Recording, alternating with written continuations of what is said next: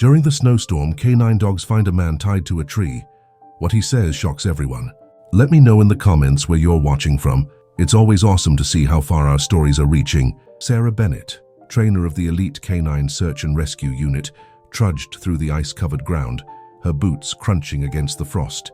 With fair skin and blonde hair tied in a tight braid, her blue eyes scanned the forest with near-military precision.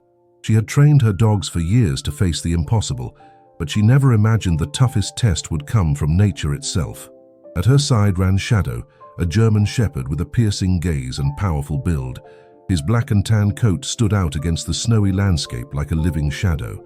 He was the leader of his pack, an elite team made up of 3 Labradors, Rex, Cooper and Ranger, and a female husky with mismatched eyes named Luna. Each was trained not only to detect human scents in extreme conditions, but to respond to coded barks, a secret language only Sarah fully understood. "Listen up, team," Sarah shouted through gusts of snow. "Delta formation, let's do a circular sweep." But in that moment, a massive gust of wind carrying a sudden avalanche of branches and snow engulfed them like a white wave. Visibility dropped to 0. A tree, snapped by the weight of ice, crashed just yards away, separating Sarah from her dogs. Chaos erupted. "Shadow, Rex, Ranger!" she yelled, pushing through the wall of snow. There was no response, only the distant roar of the wind. Sarah, swallowing her fear, knew panic meant death. She stopped, took a deep breath and began marking the ground with thermal flares, knowing her dogs could track her if they saw them. Her heart pounded, not just from the bitter cold, but from a gut feeling that something darker than the storm lurked in these woods.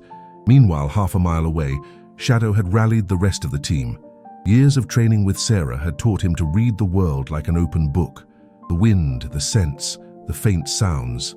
Now, in this deadly whiteness, something broke the snow's routine. A metallic, warm smell, human blood. Shadow raised his snout and with a low growl pointed the way. The dogs fell in line behind him without hesitation. This wasn't just a rescue. It was a calling. A primal instinct drove them, a mission beyond their training. They pushed through frozen underbrush and descended into a snow-covered hollow. There, in the center of an ancient barren grove, stood a century-old oak, blackened by time and twisted like a sleeping giant. Chained to its base, half buried in snow and frozen mud, lay the motionless body of a man. His skin was pale, his breath barely there. Shadow approached cautiously, sniffing the frost-covered face. It was the forest ranger, Daniel Hayes, a tall man with a blonde beard, known for keeping to himself. Few knew much about his past, except that he'd served in the military and avoided people more than necessary. His lips were purple, his wrists bloodied from the rusty chains binding him to the tree. Yet, somehow, he was still alive. Barely. Shadow acted instantly. He ordered Rex and Luna to stay by the body, curling up beside it to share warmth. He barked 3 times at Ranger, paused, then barked twice more, the signal to mark the return path. Cooper, the fastest, was sent to track Sarah through the blizzard. Shadow gave the chained man one last look and bolted into the forest, snow spraying in his wake. The storm still raged, but he knew no fear. His trainer was alone, and somewhere in this white hell a deeper conspiracy was stirring. Sarah pushed forward with difficulty, her cheeks red from the icy wind, her fingers stiff inside her leather gloves. Every step took effort. She knew her canine team was trained to survive, but fear of the unknown crept into her thoughts like a sneaky shadow. Cooper burst through the frost-covered trees, his tongue hanging out, panting hard, his paws caked with ice. His brown eyes gleamed with urgency. He barked a precise pattern, 2 short, 1 long. Sarah recognized it instantly. Something serious had been found. "Lead the way, Cooper. Show me," she said, adjusting her rescue backpack. The Labrador turned and darted into the woods. Sarah followed without hesitation, dodging heavy, snow-laden branches, guided by Ranger's marks. Scratches on bark, bits of ice moved on purpose, signs so subtle only someone who knew their silent language could read them. 20 minutes later, she emerged into the same grove where the trees stood like ancient witnesses to forgotten tragedies. The sight took her breath away. There was Daniel Hayes, still chained to the oak. His skin had turned grayish, his lips cracked like dry winter dirt. Shadow, steady at his side, looked at her as if to say, "You got here just in time." "My God, Daniel," Sarah gasped, dropping to her knees. With quick movements, she pulled out her thermal blanket, draped it over his chest and grabbed an IV bag of glucose from her pack. She hooked it up with skilled hands to a barely visible vein in his arm. As she worked, she muttered half to herself, half to him, "Hang on, don't let me lose you two." She couldn't help but remember. Years ago, she'd lost her first rescue dog and a partner in similar conditions. Back then, the snow had watched her failure in silence. Not today. Today, she wouldn't fail again. Luna and Rex stayed pressed against Daniel, sharing warmth. Shadow circled the area, sniffing the air, alert for any strange noise. Something in his behavior put Sarah on edge. It was a language beyond training, unease born of animal instinct. Daniel, in a delirium, started to mumble, "The crown, the symbol, in the cave, north, the documents. They're watching us." Sarah leaned closer. "What did you say? What cave?" But Daniel slipped back into unconsciousness. His blue eyes closed slowly, a wisp of breath escaping his lips like the last sigh of a secret. Sarah memorized every word. Crown, cave, documents, north. She packed away the used syringe, sealed her medical supplies, and set up a portable stretcher. With the dog's help, she dragged Daniel out of the clearing toward a small ranger cabin less than a mile away, where she could stabilize him before calling for an air evacuation, but something made her stop. Shadow barked again, 3 times, loud. Then he looked to the sky and growled. It wasn't a physical threat. It was a warning. A faint sound, barely audible, came from the west. A sharp crack, like someone or something stepping on brittle ice trying not to be heard. Sarah looked up. No one was there, but Shadow's instincts never failed. That night, in the cabin, as a generator kept Daniel alive and the dog slept exhausted by the fire, Sarah checked her high-precision GPS. She noticed something odd. The signal had been jammed for over 3 hours, like someone had messed with it to hide her location. Then it hit her. Daniel wasn't the victim of an accident. He'd been left there to die, far from any rescue, in a place too remote for anyone to find him in time, except, of course, for those who didn't follow logic, but the loyalty of an unbreakable bond. Shadow, in his corner, opened his eyes. The storm had stopped, but a far more dangerous one was just beginning. The next morning brought an eerie silence. The forest, still covered in fresh snow, seemed to hold its breath. A thick fog clung to the trees, and every branch hid a whisper, a warning. In the ranger cabin, the fire crackled softly, casting orange shadows on the rough wooden walls. Sarah leaned over Daniel, who was starting to regain color in his cheeks. His breathing, though weak, was steady. The dogs, less tense than the night before, slept in a semicircle around them. Shadow, though, stayed awake. His eyes didn't blink. He watched the door like he expected someone to come for what they'd tried to let die. When Daniel finally opened his eyes, his gaze wandered for a moment before locking on Sarah.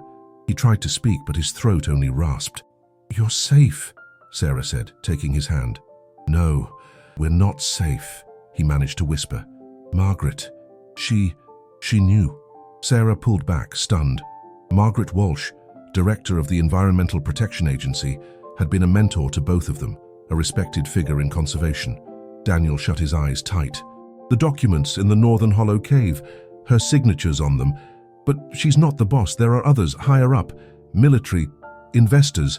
Sarah swallowed hard. Her mind raced with images, altered reports, permits approved too fast, restricted zones with no explanation. "And you? Why were you chained?" she asked, her voice breaking. Daniel looked away. "I saw something.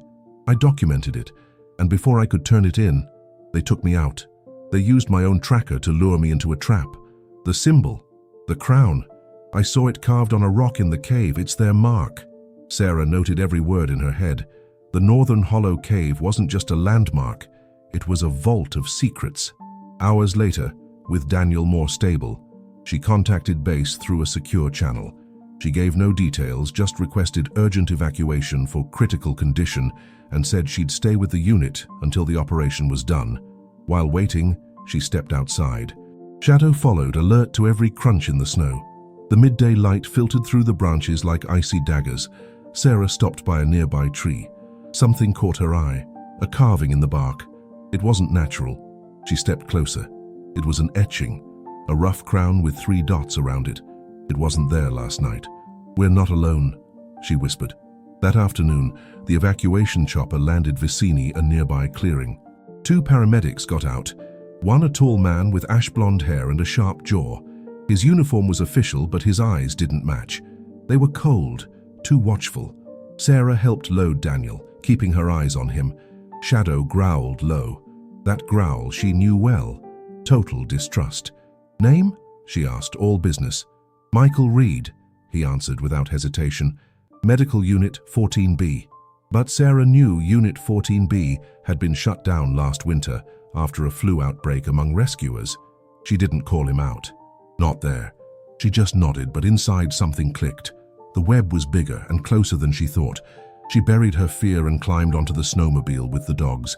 The plan had changed. She wasn't going straight to base. She'd take a detour, to the north, to the cave. As she sped across the white expanse, Shadow at her side, the sky began to darken again.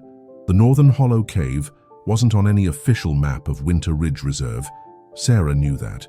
She'd explored these lands for years, memorized every trail, every ridge, every hidden clearing. Yet this crack in the rocks, covered by centuries of dead vines and endless snow, seemed to appear now like a fresh wound in the forest's heart. She ditched the fake chopper's trail with a sharp detour, weaving through twisted trees and slippery slopes. Shadow ran beside her, ears up, tuned to every sound. Rex and Ranger stayed close behind, while Luna and Cooper patrolled the flanks like trained ghosts. The cave's entrance loomed suddenly at the end of a small canyon hidden by firs. A dark, jagged opening, like the mouth of a petrified beast. Sarah stopped. Her breath was heavy, steamy, and for the first time in years she felt something close to real fear. "This is it," she murmured. "This is where it all started." She dismounted the snowmobile, put on fresh gloves and clipped her flashlight to her shoulder. The dogs waited for her signal. Shadow crossed the threshold first. The rest followed like a silent squad. The inside was deeper than she'd imagined. The walls were coated in dry moss and carvings that didn't belong to any known language. They weren't words. They were warnings. Concentric circles, 3 pointed shapes, upside-down crosses, and at the heart of it all, always the same image, the crown. As they moved deeper, the air grew thicker, damper. The distant drip of water created a dull symphony, like it was keeping an ancient rhythm. Sarah forced herself to stay calm.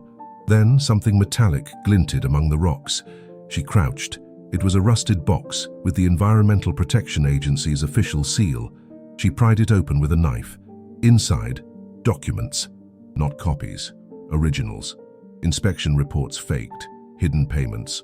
Routes marked with surgical precision showing illegal mineral extraction under protected zones. And among them, a red-sealed page. A list. A list of names. Her heart skipped when she saw the first, Daniel Hayes. Then others followed, Brian Mitchell, Emily Parker, Stephen Cole, all former agents or officials who'd vanished in the last 5 years. At the bottom, in all caps, relocated. "Good Lord," she whispered. "They've been hunting them." Shadow's bark snapped her out of it. Not a warning, a summons. She followed the sound to a narrow side gallery, older, tighter. There, in a natural chamber barely lit by her gear, she found something that froze her solid. A stone table, on it folders and maps, but what caught her eye hung on the wall. A photograph. Her, Sarah, with Margaret, from an expedition last year. It was a casual shot, taken during a routine inspection. But by who? Next to it, another photo. Shadow, during training at the command center. A red circle marked his back. Below, in black ink, obstacle number 3, active. Sarah stepped back, stunned. They'd been watched for a long time, and they weren't just witnesses. They were targets. A rumble at the cave's entrance broke the moment. Echoes of footsteps, muffled voices, but urgent. They weren't alone. "Lights off," she ordered quietly. The dogs formed a defensive line. Sarah killed her flashlight, ducked behind a rock and drew her tactical knife. Outside, 2 figures with thermal flashlights entered the main passage. They were armed, black uniforms, no visible badges. "Find the files. Burn everything," a deep, unmistakable voice commanded. Sarah held her breath. That voice. She'd heard it before. At a meeting, years ago. Colonel Harris, guardian of the wild, sentinel of the ice. Sarah Bennett had gone from trainer to target. But her time wasn't up yet. Silently, she signaled Ranger and Luna to circle through a side tunnel. Shadow tensed beside her, waiting for the final cue. The echo of a gunshot rang in the dark. The ambush had begun. The darkness in the cave grew heavier, like the air itself refused to let the centuries-old secrets escape. Sarah clenched her jaw, her back pressed against the damp wall, her heart beat a sharp rhythm amid the echoes of approaching steps. Shadow crouched beside her, let out a faint, deep growl, barely audible, vibrating in his throat. Across the passage, thermal flashlights danced like ghostly flames, outlining the shapes of armed men. They wore dark goggles and tactical vests, moving their rifles with predator-like precision. The leader paused briefly. His voice cut the air, sharp as a blade. "No traces. She's here. I want her alive. For now." Sarah knew him without seeing his face. Only one man spoke with that cold arrogance and controlled cadence. Colonel Harris, former Special Forces, ex-commander of covert ops, and, as she'd just confirmed, current operator of a criminal network with deep ties to the government. Years ago, he'd been her superior on a wildlife recovery mission. She'd admired his discipline. In a weak moment, she'd even felt drawn to him. But that connection died the day she saw him dismiss a volunteer's death, like it was nothing. Today that past hunted her. "Ranger left flank, Luna rear, Rex with me," Sarah whispered, eyes fixed on the main passage. Suddenly, a whistle sliced the tension like an invisible scalpel. An enemy flare, launched from the opposite gallery, lit the chamber with flickering orange light. The glint of metal weapons gave away their numbers. 4 men. Not regular soldiers. Trackers. Sarah reacted. She signaled with an open hand, and the dogs moved in perfect sync. Shadow bolted down the right flank with cat-like speed, leaping over a rock and tackling the first attacker before he could fire. A choked scream, then the thud of a body hitting the ground. The others fired blindly. The cave shook with the echoes of gunshots, bullets ricocheting off stone, creating calculated chaos.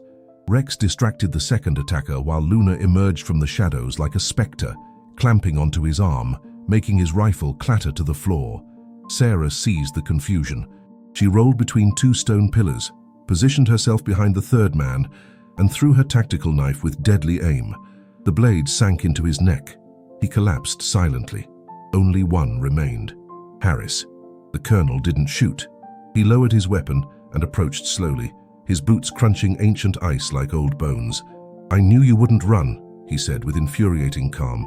"You were always stubborn, but brilliant too." "And you, were you always a traitor or did you grow into it?" Sarah snapped, aiming a pistol she'd grabbed. Harris smirked like his sins didn't weigh him down at all. "This isn't betrayal. It's survival. You think anyone out there protects nature for love? It's all about powers and the price each person's willing to pay. And chaining Daniel to die was part of that price. He knew too much. So do you. That's why I'm here." Shadow stepped forward, a growl building deep in his chest. Harris glanced at him with contempt. That dog should have been scrapped with the program, damn perfect machine. Sarah didn't wait. She fired. The bullet hit Harris's shoulder, knocking him back.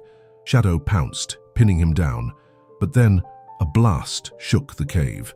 A smoke device tossed from the entrance filled the space with a thick cloud. "Fall back!" Sarah yelled. "Now!" The dogs responded without hesitation. Amid leaps and coded commands, Sarah dragged Harris, still conscious, through a side tunnel as the smoke closed in like an ashen claw. The cave trembled. Chunks of ceiling fell. The underground system was collapsing. They escaped through a side crevice just before the entrance caved in with a final collapse. Harris lay unconscious in the snow. Sarah, gasping, stared at the grey sky as Shadow settled beside her. "We've got him," she whispered, tears freezing on her lashes. But this is just the start. Snow fell slowly, almost reverently, as if the mountain wanted to bury the horrors that had come to light. Miles from the collapsed cave, Sarah and her team set up an extraction point in an old, abandoned lookout tower. The wooden walls were cracked by time, and the air smelled of damp and pine. But for now, it gave them what they needed most: isolation. Colonel Harris lay on a makeshift stretcher, bound with reinforced ropes Sarah had checked 3 times. His shoulder wound was bandaged, but not fully treated. She knew pain would crack his arrogance. Shadow watched him relentlessly, eyes like burning coals.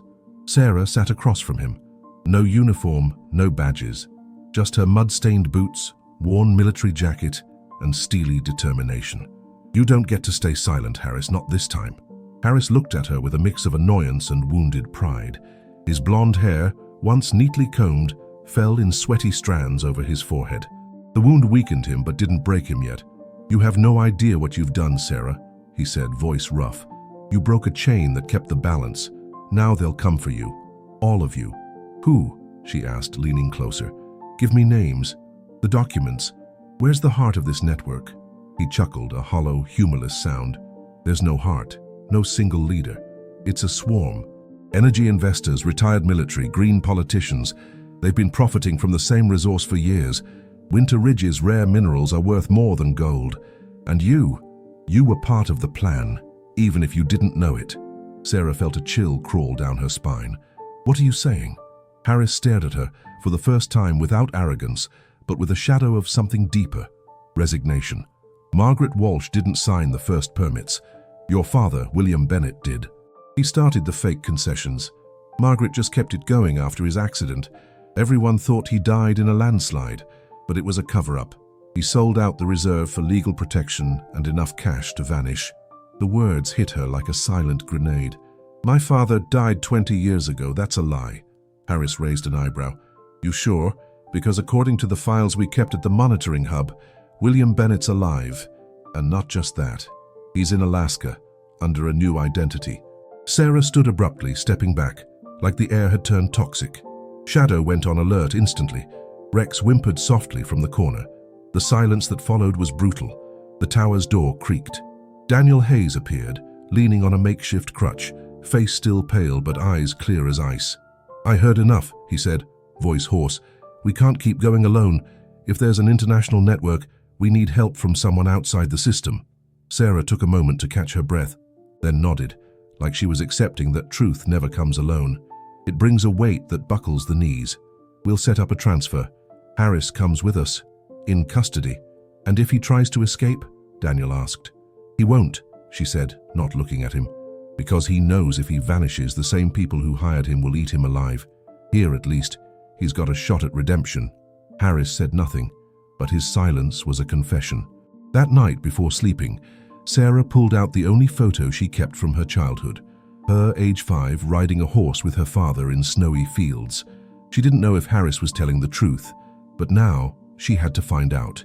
The fight for justice had started with a dog sniffing truth through the snow. Now it was a personal crusade, and it wouldn't stop until the last name tainted by that network, dead or alive, was exposed. Dawn wrapped Winter Ridge Reserve in a deceptive calm. Shadows slid between trees like silent ghosts. In the lookout tower, the group slept in shifts, exhausted, each with a weapon close and their hearts on edge. Shadow, true to his duty, didn't close his eyes. His gaze flicked from Sarah to Harris, from Harris to the window, always alert. Something in the air wasn't right. Sarah, sitting on a makeshift blanket, pored over the documents from the cave. Daniel slept deeply in a corner, and the other dogs breathed slowly. Only the fire's crackle broke the night's quiet. In her hand, a crumpled paper that had survived fire, damp, and blood. It was part of a technical report signed by someone named J. Harper. The name meant nothing at first, but when she studied the signature, something clicked. She'd seen it before on a satellite monitoring report for the reserve. Jessica Harper, environmental intelligence analyst, transferred just 3 months ago. She'd worked in Margaret Walsh's office. She'd worked with them. Sarah stood. She crept to the short-range radio and turned it on carefully. The signal was weak. She couldn't use the main channel without tipping off their enemies, but the private link still worked. Echo 5 base, code Bravo Sierra. Request current location of Agent Jessica Harper. Priority 1, confidential. A pause. The reply came in seconds. Agent Harper, currently assigned to Tactical Field Support Team. Coordinates, 43 degrees. Sarah froze. That was their location. "She's with us?" she muttered. "How?" She spun around, grabbing her gun. Shadow stood instantly, tail stiff, body tense. Sarah moved slowly toward the back of the tower, where supplies were stored. Among the sacks and crates, she saw a shadow move. "Who's there?" she asked, voice steady. A slim figure stepped from the corner, with a face Sarah had learned not to trust. Jessica. Light blonde hair in a loose braid, grey eyes like cold steel. She wore a plain jacket, no badges. But what stood out was the pistol she held, half hidden. "I didn't want it to go like this," Jessica said, no trace of nerves. "I really hoped you wouldn't figure it out. But you knew too much. Too fast." "You worked for Margaret," Sarah stated, not lowering her gun. "And for someone else. You never got how big this game is. It's not just minerals, it's control, technology, silent domination of invisible resources. And Harris? You worked for him too?" Jessica gave a bitter smile. "Harris is just another piece, an old dog. The real power's way higher, but you're a problem because you can't be bought. And that, Sarah, makes you dangerous." In that moment, Shadow lunged. In sync with Sarah, he knocked Jessica down before she could fire. A short, violent struggle followed. Shouts, splintering wood, a stray shot that punched through the wall and took out a hanging lantern. Tell me in the comments, on a scale of 1 to 10, how would you rate this story so far? Your opinion means a lot to me. Sarah twisted Jessica's arm hard, pinning her to the floor, gun aimed at her face. "Who's behind it all?" Sarah shouted. Jessica, bleeding from her brow, kept her defiance. "Doesn't matter anymore. In 24 hours, the Frostfire Protocol kicks off. No one survives here." Sarah paled. "What's the Frostfire Protocol?" "A total blackout. Fire and ice. They'll wipe out every trace of the network, including its witnesses." Daniel, now awake, listened from the corner, pale as a sheet. Shadow growled, restless, as Rex and Luna circled Jessica like they sensed her threat. Sarah knew what she had to do. "Tie her up. We leave in 1 hour to Cedar Valley Airfield. It's the only safe strip before we head to Alaska." "Alaska?" Daniel asked, surprised. "My father's not dead, Daniel," Sarah said, voice cracked but firm. "And if there's even a slim chance he's alive, I need answers." Shadow pressed his head against Sarah's thigh. She closed her eyes, just for a moment. The snow kept falling. But now, it wasn't a sign of death. It was the veil of a truth starting to unravel. The night seemed endless in the northern woods, as if time itself refused to move. In the depths of Winter Ridge, the lookout tower stood abandoned, snow piling halfway up its windows. But Sarah, Daniel, the dogs, and their prisoner Jessica Harper were long gone. They sped through an old forest trail, hidden under layers of ice from countless winters. The motorized sled barely cut through the thick white. Shadow ran beside Sarah, muscles taut, eyes blazing with resolve. Ranger and Rex cleared the path ahead. Luna and Cooper guarded the rear. Sarah clutched a magnetic compass to her chest.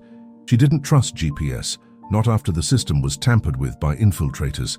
The only safe spot left uncompromised was Cedar Valley Airfield, a Cold War-era base, decommissioned but still usable for recon planes and special cargo. Jessica, bound with thermal cuffs and reinforced military rope, sat between Daniel and a sack of supplies. Though she couldn't move, she watched Sarah with a venomous calm. "You won't make it," she said suddenly, raising her voice over the engine's roar.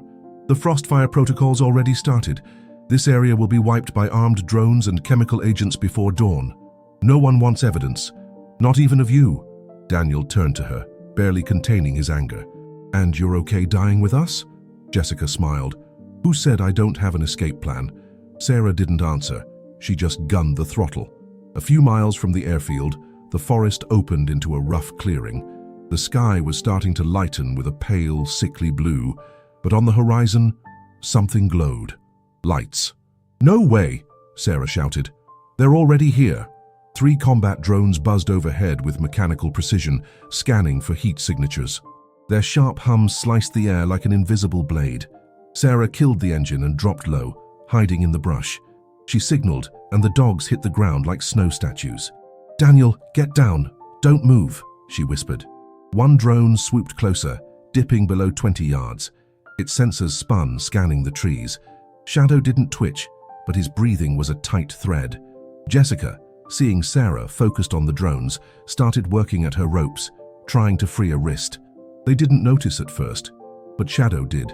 In a flash, he pounced, knocking her into the snow without hurting her. His instincts were razor sharp. Betrayal got no second chances. "Want to die now, or help us?" Sarah asked, kneeling, gun aimed between Jessica's eyes. "Death doesn't scare me. What terrifies me is living in a world run by naive idealists like you." "Then you're lucky." Because I'm not an idealist. I'm the consequence. An explosion on the right hillside cut them off. A thermal charge had dropped from the sky. Blue fire spread in a straight line like a glowing whip. They were burning everything. "To the airfield!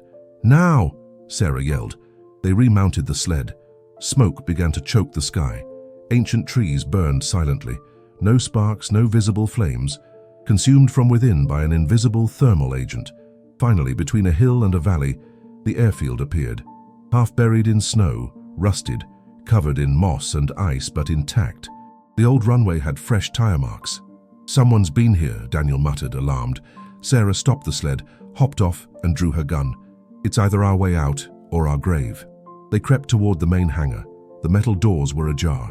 Inside, an old Hercules C-130 cargo plane draped in tarps looked frozen in time. But it wasn't alone. Someone stepped from the shadows. "Sarah Bennett, didn't expect you to make it." The voice was rough, deep. The man had short white hair and a 3-day beard. He wore a U.S. Air Force pilot's jacket. His eyes were the same pale blue as Sarah's.